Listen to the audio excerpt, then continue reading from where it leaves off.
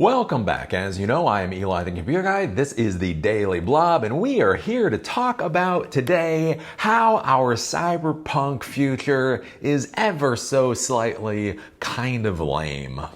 So our cyberpunk techno king Elon Musk is finally ready to debut his Robotaxi service. Remember when he first started talking about this like 5 years ago or 6 years ago or 80 years ago, whenever it was, he started talking about Robotaxis and basically talking about how this would revolutionize the planet. And finally, we're getting to the point where in about a month, he's going to be debuting the Robotaxi service in Austin, Texas, and it's amazing to see how confident he is in his own technology. Musk says Tesla's self-driving test will be geofenced to, quote, the safest parts of Austin. Yes, apparently his robotaxis are so amazing they can drive you from point A to point B so long as you don't have to go through any intersections. Now, before any of the Elon Musk fanboys start beating on me for saying, Eli the Computer Guy, you just don't understand. Stop right there. I will 110% agree with you. I do not understand.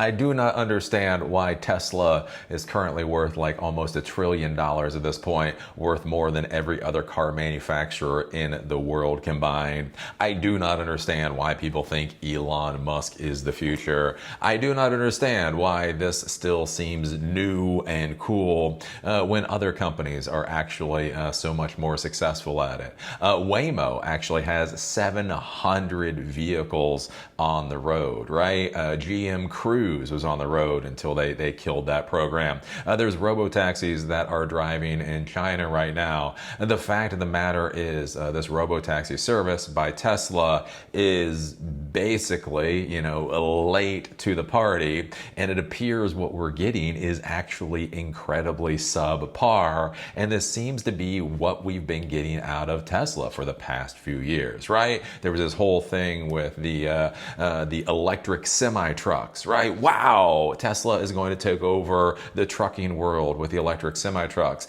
They've put out 150 electric semi-trucks. I do believe Volvo, one of these other major truck companies, has put out something like 5,000 or 6,000 electric semi-trucks.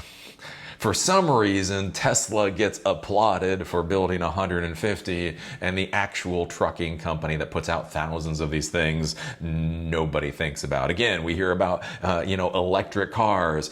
Tesla is at the forefront of electric cars, except they're being outcompeted by BYD now. Again, there's just a massive number of electric cars coming from the other car manufacturers, and if you look at the Tesla lineup, it's pretty crappy. Again, I own a Model Y. I own a Model Y, and I can tell you it's a pretty crappy vehicle. We have two cars in my family. We have a plug-in Ford Escape, and we have a Model Y. Do you know what car I drive all the time? The plug-in Ford Escape. You want to know why? Because it's a good car. I like that car. If you made the Ford Escape 100% electric, I would buy that car too, because the Ford Escape is actually a good car. The Model Y is a good computer with wheels, but when I'm driving, I want a good car, right? And we see that type of thing again with the robotaxis, right? Tesla is the future of robotaxis. Well, that's interesting because Waymo is the now of robotaxis. They're creating a manufacturing facility. Again, they're going to be able to build thousands of the Waymo robotaxis a year pretty soon. And they are actually on the road now. They've done something like 1 million miles of robotaxi service already. And so the very weird thing with Tesla is they're now coming to the party with this whole robotaxi thing, but they're literally coming to the party late with just an incredibly subpar experience. And to be clear, this is so weird, I'm not even smart enough to come up with this as a joke. So from TechCrunch, the first test of Tesla's long-promised robotaxi service in Austin, Texas, next month will initially be limited to specific areas the company deems, quote, the safest, CEO Elon Musk told CNBC. Tesla's cars are, quote, not going to take intersections unless we are highly confident they're going to do well with that intersection. Oh boy. I mean, that's... Don't get me wrong. Don't get me wrong. That's not a bad thought process. Yes, if your Robotaxi can't go through an intersection safely, don't have it go through the intersection safely. But I thought going through intersections was like a basic skill for a vehicle to be able to drive. So apparently, Elon Musk is very confidently coming out and saying his state-of-the-art, autonomous vehicle technology isn't so confident about intersections, or it'll just take a route around the intersection. So his cars are so smart. They'll go around the intersection they don't feel comfortable going through. Musk said, quote, "We're going to be extremely paranoid about the deployment, as we should be. It would be foolish not to be." And so, again, it's interesting here where he's talking about, okay, they're going to deploy the robotaxis and they're going to be incredibly safe. Again, they're going to be paranoid for being safe about things. But then he's also literally saying he's not comfortable about his own vehicles going through intersections. And one of the important things to think about with Tesla, too, is that they deployed their full self-driving horse crap years ago at this point, right? So this isn't like with Waymo or Cruise, where they're building this from the ground up to be a robotaxi service. And so the minute they go out the door, they're having to learn things. The idea with Tesla is that Tesla should have been learning how to do autonomous driving for like a decade at this point. So to say that he's not confident that his robotaxis are able to go through intersections, that makes me a wee bit nervous. Musk telegraphed the idea of using a geofence on Tesla's first quarter earnings call in April, though he did not explicitly say that was the approach the company would use. The CEO said at the time that it was, quote, increasingly likely that there will be a localized parameter set for its early robotaxi operations. As part of Tesla's paranoid approach, Musk said Tuesday, the company will have employees remotely monitor the initial fleet of around 10 Model Y SUVs equipped with the unsupervised version of the full self-driving software. Musk also claimed those vehicles will be driving without any safety operator inside. Quote, "I think it's prudent for us to start with a small number, confirm that things are going well, and then scale it up proportionate to how well we see it's doing," he said. And then Musk went on to say that basically if this launch with the 10 vehicles goes well, the concept is that they will rapidly expand to thousands of vehicles. So they're gonna start with 10, and then if they don't kill anybody with 10, it'll just go to a gazillion essentially overnight. So I don't know. I mean, how do I feel about this? I think from a technical standpoint, it's fine. Again, you don't want to be too snarky about some of these technical things. Putting robo-taxis on the road, again, in a real world environment is a dangerous thing.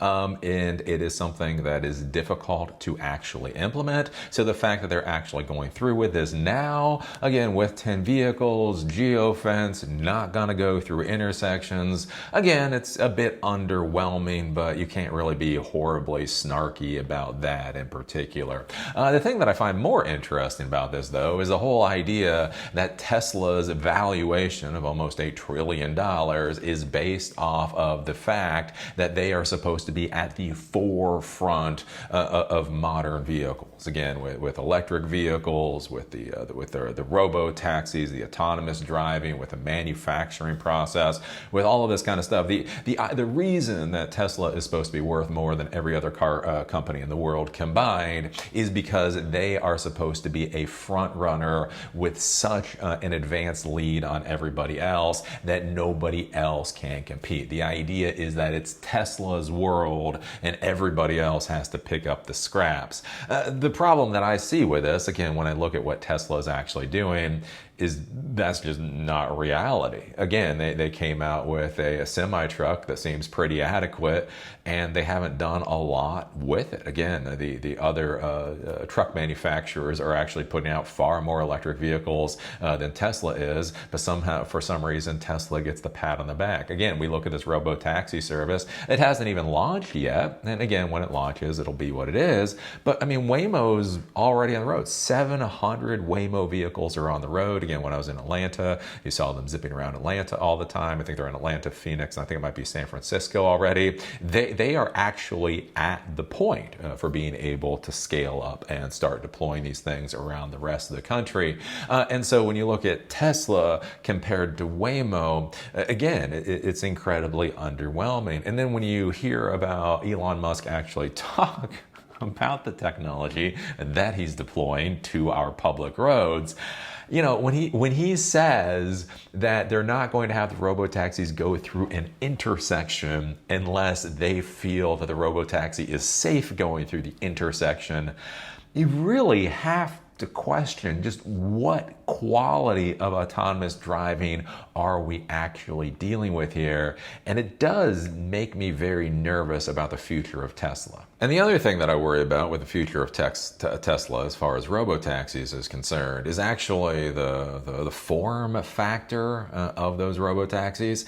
So again, he debuted the robotaxis that they're going to have in the future that they're about to start building theoretically a number of months ago. And I thought we were basically going to get a box on wheels. Like when I think about robotaxis, I think about these PRT vehicles. I don't know if you've ever seen those. It's called Public Rapid Transit. So I grew up in West Virginia for quite a bit of my childhood in a place called Morgantown, West Virginia. And years ago, back in the 1970s, I do believe it is, they built what was called a PRT system. And basically what it is it's these boxes on wheels that have like this kind of track thing that zip you around the city. Basically it connects the university together. So you get in, you pay your 25, 50 cents, and it's essentially, it's kind of like an elevator. It's like a horizontal elevator, which is a pretty good deal. The cool part is again, they've got benches around, so you can have multiple people go in. If you have a walker, if you're on crutches, if you're handicapped in any other way,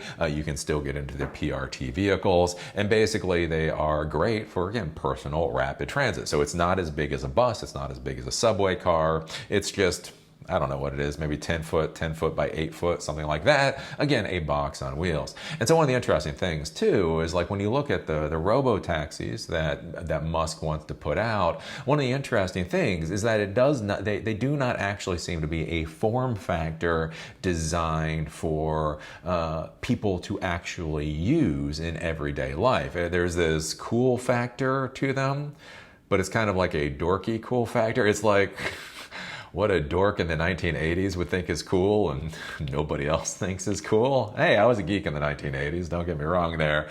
But like again, you look at these little two-seat robotaxi vehicles, and one of the questions you really have to ask with this kind of thing is, who is this actually for? Again, when we talk about things like robotaxis essentially trying to take over for cars, why would you own a car when you can have a robotaxi, that type of deal? And you look at that particular form factor, that is only good for a very particular subset of people. So again, if you look at the robotaxis that supposedly they're going to be building, they're only two-seaters.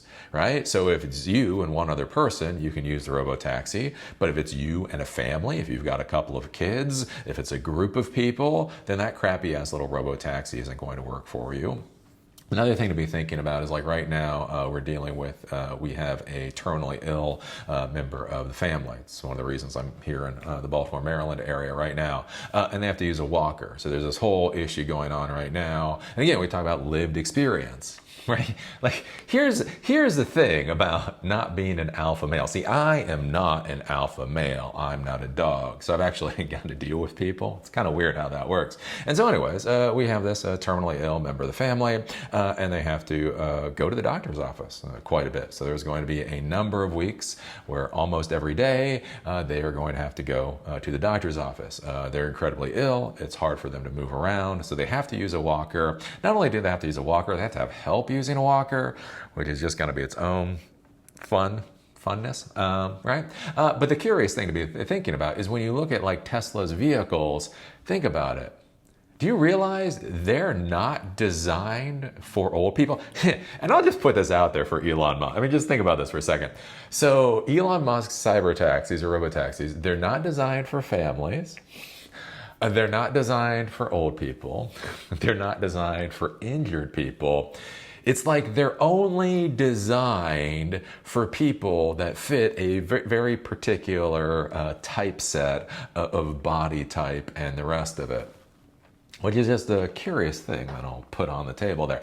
But the thing is like as we move forward, again, like with these robotaxis, when you look at the form factor of the vehicles and you realize, again, that they're not really being designed as a mass market utility type vehicle, they're being designed for this weird cool factor by a dork, it does make you question the actual value of the vehicle itself. I think about this with the Cybertruck, right? So I owned an F-150 for years, right? So my wife and I, we had the travel trailer. We traveled around the country for a year, and then we traveled around quite a bit after that. And so I had to have an F-150 in order to tow the travel trailer. And I loved my F-150. It was a great vehicle. Again, gas guzzler. When you have a big ass trailer behind you, whoo, it burns the gas. But otherwise, it was a great vehicle. One of the things, I thought about when I looked at the Cybertruck is somebody that actually bought a truck. The only reason I bought and owned that truck was to actually use that truck as a truck. When I looked at the Cybertruck, I went, wow, that thing looks like what somebody who doesn't actually need to use a truck thinks a truck should look like. Right, because it was like high on the side. Like if you look at the Cybertruck, right, it's got that angle that goes down on the back where the bed is. Well, the issue is, right, if you're going to be putting a lot of stuff into that bed, so gravel, mulch, dirt, that type of thing, you have one of these little backloaders, one of these little bobcats. The bobcat can come up on a normal truck. The bed is flat, right? So they can just come up beside it and dump all the crap in. When you got those angles on the side going down by the bed, it basically makes it a difficulty there, right? There's a number of things about the Cybertruck. They're just weird. And now that we've seen, Jerry Riggs everything, he destroyed his Cybertruck. Whistling Dixie destroyed their Cybertruck. What you're seeing is that the bumper, the whole tow hitch area, is actually connected to the frame, or it's part of the frame with not very impressive aluminum. It does not appear to be a steel frame. It's an aluminum frame that basically can just snap apart. And so you look at the Cybertruck and you realize, oh, this is an electric truck that was designed for people that don't actually need to use a truck. Right? And I feel like that's what we're kind of getting out of these robo-taxis from Elon Musk is it's like, oh, this is a taxi service. This is a mass transit service for somebody who doesn't use mass transit. Right? For somebody who basically has kids and then cannot be bothered to actually look after his own kids, right? Who doesn't actually seem to deal with old people, who doesn't actually seem to deal with sick people, who doesn't seem to have a lot of friends or family. So having a vehicle with only 2 people in it makes a hell of a lot of sense, right? Basically, you look at the robo-taxi and you're like, oh, this is a taxi service for, Elon Musk, I guess. And I really do have to question how well that is going to work as a business, regardless of the technology. And then, of course, with the robotaxi service, we do have to question this whole technology thing. Again, it's weird. Elon Musk took the LiDAR out of the Tesla vehicles a number of years ago. And basically, his argument for taking the LiDAR out of vehicles a number of years ago is that it was too expensive. Which is a weird thing, again, especially in the technology world, right? The idea is that products are really expensive now, and at some point in the future, they will be dirt cheap, right? Everybody's like, oh, quantum computers. When will I have a quantum computer in my pocket? Which probably never, because that's not how quantum computers work. But think about that, right? When people think about quantum computers, they're like, when's a quantum computer going to be in my pocket? Whereas when Elon Musk looks at LiDAR, he's like, oh, it will never be inexpensive enough for us to actually be able to use in these robotaxis, which is just a very weird mindset. I think about that with GM. So with GM, was it Blue? They have a particular autonomous driving system. And anyways, one of the things that they did for their system is they literally mapped all the interstates. So you can only use their system on the interstates and the roads that they've already mapped. And apparently they've mapped these roads to like, a centimeter, something like that. So when the car is on the road, not only does it have its sensor suite and all of that, everything has been mapped out so it knows where everything should be. What was really curious is I was actually listening to one of the engineers for Tesla a couple of years ago, and basically he literally stated that that was too intensive of an engineering task. Again, he very proudly, right? He very egotistically on the particular podcast said, well, think about how much data that is. Think about how much data that GM has to create. And then basically he explained that why creating that much data was just inconceivable. Ergo, Tesla was going to go down that route. And so basically it is one of those curious things you start having to think about, like with Tesla is, they don't have the engineering capabilities to turn technologies that now seem very difficult into technologies that tomorrow could just be everyday technologies, right? Waymo, Google engineers are basically using modern technology that might be expensive and trying to turn that into a system that will be inexpensive later. GM, again, is going out and doing all of this mapping and having all of that data in order to create a system that will be more efficient later. Tesla, on the other hand, literally has the engineers and literally has Elon Musk come out and go, that's a little too difficult for us, right? As a leading AI robot company, that whole sensor and data thing, I don't know, that's a little too difficult for us to worry about. And so basically their idea, since that's too difficult, is that they just want to use the cameras and that they want to have the vehicle and basically be able to do everything on its own without any kind of external data. My question with that is just simply comes from the lived experience of actually driving a car. I don't know what the hell Elon Musk is talking about. Again, like, when you're driving along and all of a sudden a rainstorm comes out of nowhere, when you're out in the West, you go from visibility for miles to visibility in inches in the blink of an eye, right? And that's just visibility. Whether it's human eyeball or whether it's camera, you can only see so far. And if the sensor can only see so far, you get into a dangerous situation, right? If you have LiDAR sensors, if you have these other sensor suites, they can see through rain. They can see through fog. They can see through these other things. And so even if a rainstorm comes, even if fog comes, even if some of this other stuff comes, then your vehicle can still be able to driven safely, or at least be able to pull off the road with a better level of safety. And so what's interesting here is when you look at it, and basically, Elon Musk is coming out and saying that these sensors and this type of data is just too technically difficult for Tesla as a company.